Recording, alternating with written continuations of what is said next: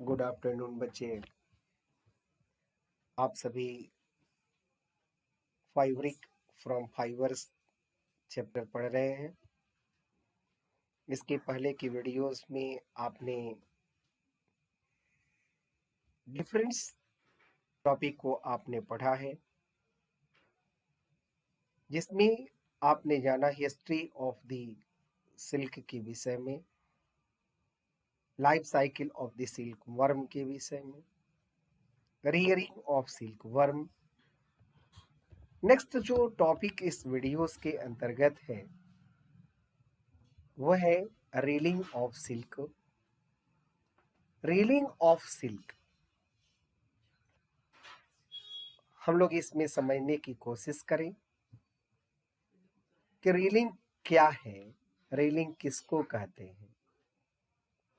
The cocoon are the collected and kept in a sunlight or the boiled or exposed to a steam. The silk fiber separate out.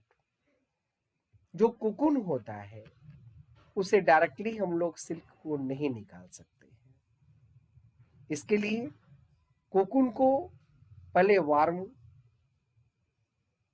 Hot water में डाल करके उसे boil किया जाता है और then उसको एक्सपोज करने के बाद सिल्क फाइबर को हम लोग सेपरेट आउट करते हैं। ये एज लाइक जैसे मैं इसको एक अनदर एग्जांपल दे रहा हूं कि जैसे आलू की छिलका आप बॉयल करने के बाद में हटाते हैं, सेम उसी तरह से क्या होता है कि कोकून की भी आउटर लेयर जो प्रोटीन की बनी होती है, ये हार्ड सब्सटेंसेज होता है, इसको हाथों से सेपरेट नहीं किया जा सकता। तो इसके लिए हम लोग क्या करते हैं कि इसको बॉयल करते हैं और बॉयल होने के बाद में वो जो आउटर लेयर जो हार्ड जो था वो काफी सॉफ्ट हो जाता है और सॉफ्ट होने के बाद उसकी आउटर कवरिंग आसानी से वो निकल जाता है। तो आसानी से जब उसकी आउटर कवरिंग हटता है तो आसानी से हम लोग को क्या मिलेगा, सिल्क फाइबर सेपरेट आउट मिल जाता है। The process of the taking out of the silk thread from the cocoon is called reeling. Cocoon से थ्रेड को पाना, कोकून से थ्रेड को निकालना के प्रोसेस को हम लोग कहते हैं क्या चीज, रीलिंग कहते हैं। Reeling is done by the machine और बाय द मैनुअली। वो मैनुअली भी हम लोग निकालते हैं और लेकिन मैनुअली यदि हम लोग कितना निकाल सकते हैं, बहुत ही फ्यू। ये एज लाइक एक्सपेरिमेंट करने के लिए हम लोग मैनुअली काम कर सकते हैं, लेकिन इंडस्ट्री चलाने के लिए क्लॉथ की जो से थ्रेड से ज्यादा निकलेगा तो इंडस्ट्री सेटअप होगी, क्लॉथ का निर्माण किया जाएगा। तो इसके लिए मैनुअली काम करना ये पॉसिबल नहीं है। So it is railing is done by the machine. आप इस प्रोसेस को देखें, इसमें आप देख रहे हैं कि ये बड़े से टैंक है और ये टैंक में पहले तो ये कोकून को उठाया गया और इसमें डाल दिया गया। देन आप अनदर बॉक्स जो देख रहे हैं यहाँ, तो इसमें क्या है, तो कोकून के अंदर जो कैटरपिलर है वो उसके अंदर ही रहता है, तो उसको निकाल करके आप बाहर की ओर उसको डस्टबिन में डाल देते हैं। तो ये गुड मैन्यूर का काम भी करते हैं। बच्चे आप समझें कि इससे जो आउट हुआ, इसकी आउटर मोस्ट कवरिंग हटाने के बाद वी गेट द सिल्क, हम लोग सिल्क पाते हैं। देन इसकी डाइंग किया जाएगा, इसकी प्रोसेसिंग मैंने आपको बताया है, सॉर्टिंग किया जाएगा और उससे हम लोग क्या करेंगे, स्पाइनिंग करेंगे, वीविंग करेंगे। तो वीव करके नए नए क्लॉथ का निर्माण होगा। तो ये it is done by the manually and by the industries by the heavy machine. Next, the dyeing, spinning and weaving. ये एक साथ तीनों प्रोसेस को हम लोग समझें। डाइंग क्या है, इसके पहले भी आपने डाइंग किया था। तो dyeing the silk fibre are then the dyeing in a different colour. That means भी कलरिंग करना, colouring of this silk. Spinning and weaving the silk fiber, then the spoon into the thread and woven into the different type of the silk cloth, that is a fiber. तो बच्चे आपने समझा क्या कि अभी तक fabric हम लोगों ने निकाला और फाइब्रिक से क्या हुआ, फाइबर तैयार हो चुका है. यहाँ स्पाइनिंग एंड वीविंग की आप वीडियो देखें. यहाँ आप देख रहे हैं कि स्पाइन किया जा रहा है, ये डिफरेंट मेथड है. और उसके बाद आपने वीविंग देख रहे हैं, तो वीविंग मशीनरीज के द्वारा और डिफरेंट कलर को डाई किया गया और देन इसे क्लॉथ का निर्माण हुआ है. Next, the uses of silk. Silk की यूज, कहते हैं silk is a costly fabric. ये क्या है, बहुत कम मात्रा में पाया जाता है, इसकी प्रोडक्शन होती है, तो इसलिए ये क्या है, बहुत ज्यादा कॉस्टली हो जाता है. Silk fibre is use for the weaving cloth, especially the traditional dresses in India like the sari, kurta, shawl and the other wedding clothes. आपने समझा है, silk had the always been be the price for its the luscious and the fine quality. इसकी qualities जो होती है बहुत ही अच्छी होती है, हल्का लाइट होता है, कंफर्टेबल होता है वियरिंग करने में. तो ये क्या है, ये काफी कॉस्टली मार्केट में आते हैं. The countries which are the produce silk on an large scale are the China the first rank. आज इस रैंक को बदल गया है, आज इंडिया क्या हो गया, इसके जगह पर फर्स्ट आ गया है. लेकिन हम लोग की बुक जो बता रही है, तो उस बुक के हिसाब से ये हम लोग अभी भी लिखेंगे क्या कि China is the largest producing silk of the world and number second आता है किसका, इंडिया का आता है. Plant fibre, the common plant fibres are the cotton and jute. बच्चे एक बात मैं यहां पर आप लोग के साथ शेयर करना चाहूंगा कि कॉटन एंड जूट जो प्लांट फाइबर है, इसके अलावा बहुत सारे ऐसे प्लांट है जिससे कि फाइबर तैयार किया जाता है, फैब्रिक तैयार किया गया. वो क्या है, तो वो मदार हो सकता है, वो एकवन हो सकता है, वो सन और सनई हो सकता है. तो बच्चे सन और सनई के संदर्भ में हमारी बुक में ये चीज दिया हुआ नहीं है. आप एक बार कोशिश कीजिए, आप अपनी पेरेंट्स से पूछिए कि पापा या मम्मी, क्या आपने सन और सनई प्लांट को देखा है या इसकी फाइबर्स को देखा है. यदि उन लोगों की जवाब हाँ में मिलता है तो आप हमसे जरूर शेयर करें, और नहीं मिलेगा तो इसको वीडियोस के बाद मैं आप लोग को जरूर बताऊंगा. आप हमें क्वेश्चन के तौर पे इस पे कीजिएगा, मैं नेक्स्ट वीडियोस के माध्यम से आप लोग को सन सनई और अदर फाइबर्स के विषय में आप लोग के साथ शेयर करूंगा. Cotton is the obtained from the flowers of the cotton plant. ये कॉटन प्लांट्स से हम लोग को कॉटन प्राप्त होते हैं. Jute fibre is obtained from the stem of the jute plant. ये how it is the processing, ये मैं आप लोग को क्लास के अंतर्गत जब लाइव क्लासेस होंगी उसमें मैं जूट फाइबर को जरूर आपके साथ शेयर करूंगा कि किस तरह से उसको निकाला जाता है. मैं इसको डेमोस्ट्रेट करूंगा और मैं जरूर बताऊंगा. बड़ी दुर्भाग्य के साथ ये चीज को हमको बताना पड़ रहा है कि ये नेट की प्रॉब्लम के चलते इस वीडियोस को मैं आप लोग के साथ शेयर कर रहा हूं, नहीं तो डायरेक्ट ऑनलाइन हम होकर के आप लोग के साथ में शेयर जरूर करते हैं. नेक्स्ट जो पार्ट है, कल्टीवेशंस ऑफ द कॉटन. बच्चे एक बात समझेंगे कि भारत इंडिया के अंतर्गत ये इसकी कल्टीवेशंस लार्ज स्केल्स में, वो हमारी जो स्टेट है गुजरात है, राजस्थान है, पंजाब है, कुछ क्षेत्र महाराष्ट्र की है, जहां कॉटन की ज्यादातर खेती की जाती है. Due to the black clay soils are the present in these areas.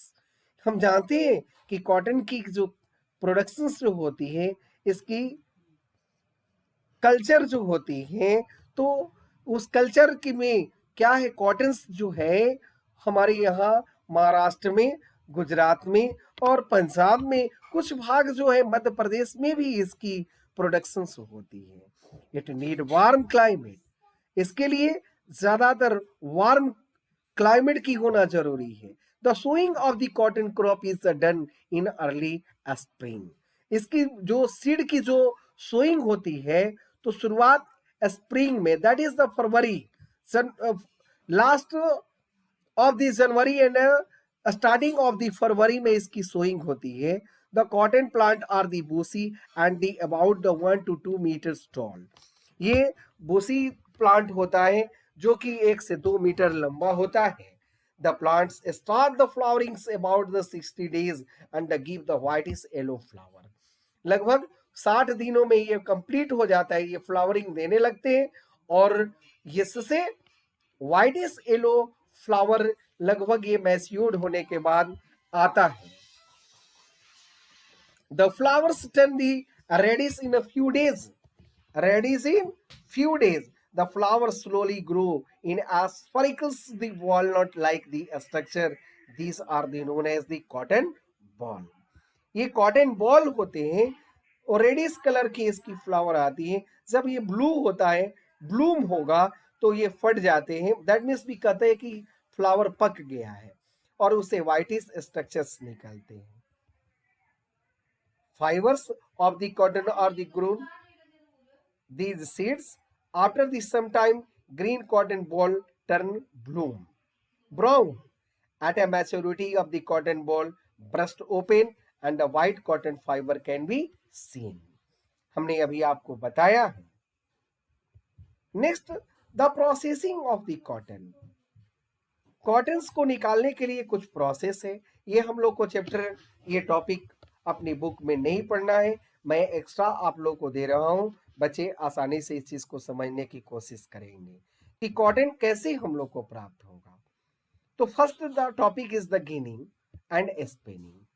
The cottons the pick up the plants seed in it, the process of the removing cotton seed from the pod. Pod क्या है, जो ball like structures है, उससे जो white colour का निकला, उसके अंदर क्या होते हैं, सीड होते हैं, और सीड को निकालना ही गिनिंग कहलाता है।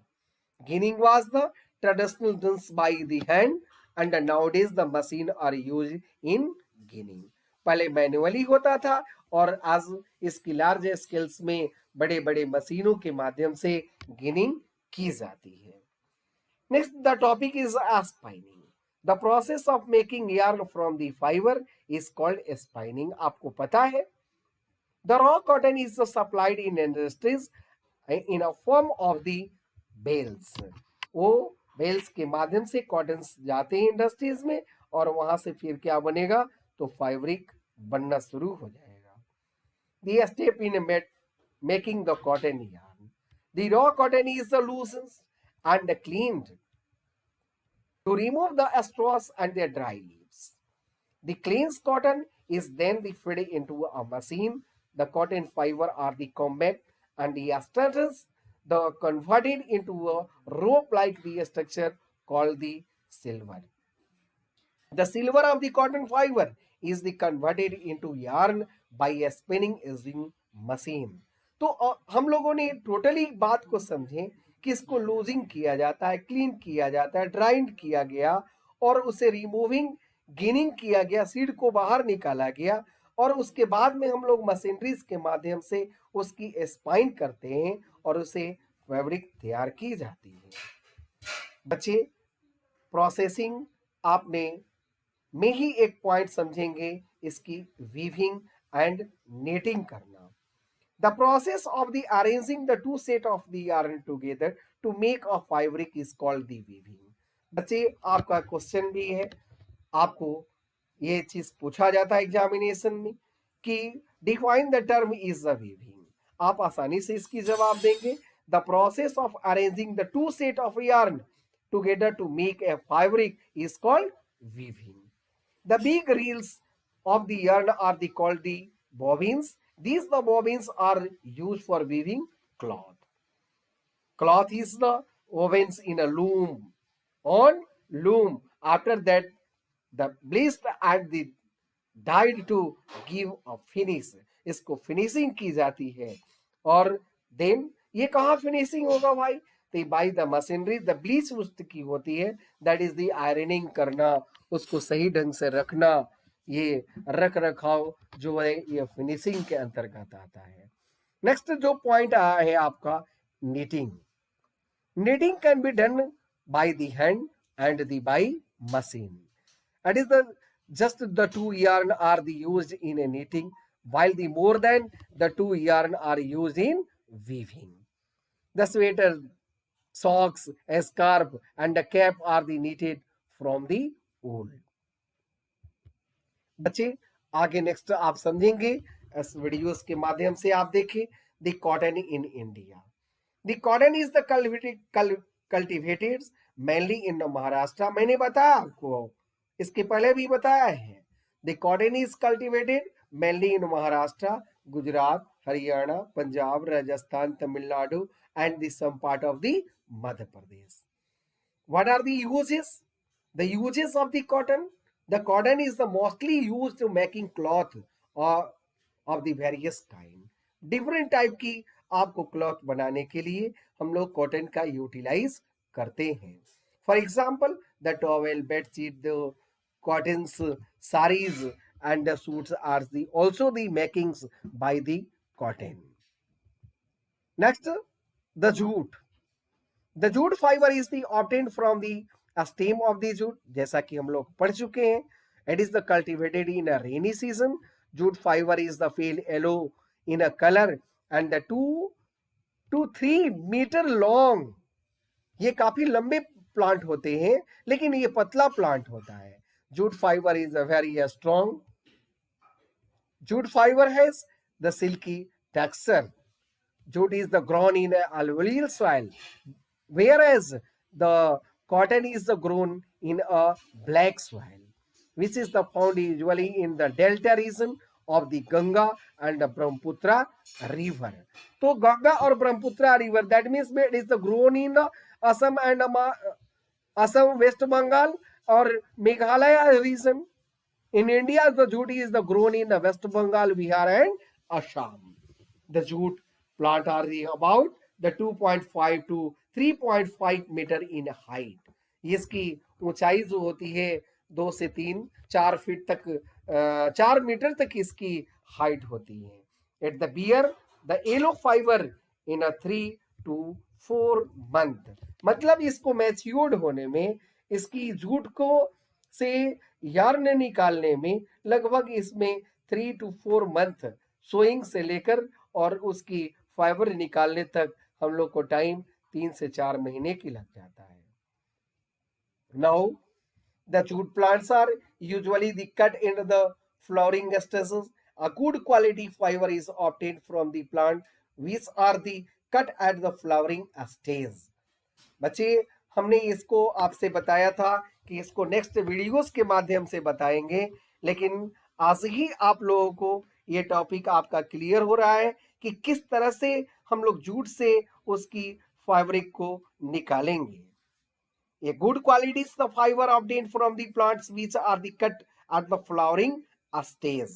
After the falling of the dry leaves, the bundle of the dry plants are the kept in a pond on a few days. Few days के लिए हम लोग उस pond में उस बंडल को डाल देते हैं. This the period is the gummy skin. वो क्या होता है, वेरी सॉफ्ट हो जाता है, उसकी बार्क बिल्कुल सॉफ्ट हो जाएगा और वो बाहर निकल आसानी से निकल जाते हैं. The skin root out of the separate the fibre. This process is known as the retting. बच्चे ध्यान देंगे, ये टॉपिक आप लोग को कोई बताने वाला नहीं है.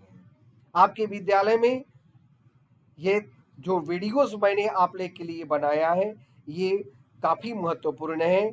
आप किसी से भी पूछेंगे तो रीटिंग क्या है, तो ये जवाब आप लोग को बहुत कम लोग देते हैं. खास करके आप लोग बच्चे में टीचर से ऐसा चीज आप उम्मीद नहीं रखेंगे. टीचर हर एक टीचर बताते हैं। The jute fibre is obtained from the rated jute bye the hand. इसको हम लोगों ने प्राप्त की करते बाय द मैन्युअली, इसको सेपरेट आउट कर लिया जाता है। Jute fibre is used mainly for the making the goni bags, soaping bags, rope, carpet, and the cottons, etc. आपने देखा होगा, हम लोग कहते हैं ना कि बोरी, ये जूट की बोरी है। इसका मतलब क्या है? वो जूट प्लांट से, उसकी फाइबर से बनाई गई है। Next, the part is the synthetic fibre. synthetic fiber synthetic fiber is the quite strong, the wrinkles resistance and the quite dry। कहता है यह wrinkle free होता है, ये काफी स्ट्रॉन्ग होते हैं। these are used in making the different material like the cloth, neckties, the sails, sweaters and shawl, carpets and a blanket। ये काफी मजबूत होते हैं और they are the also used in making the boat, skating boards, etc। Thank you to all. तो बच्चे आप ध्यान रखेंगे कि आप इस वीडियोस को आप बार बार देखेंगे और इसकी इनसाइड क्वेश्चन निकालने की प्रयास करेंगे। उम्मीद है कि आप लोग को ये वीडियो काफ़ी पसंद आया होगा। इसमें मैंने डिफरेंट टर्म का यूज़ किया है, तो आप इसे पॉज करके और उस चीज़ को अपनी कॉपी में आप ज़रूर लिखेंगे और आप मेरे तक शेयर करें। Thank you to all.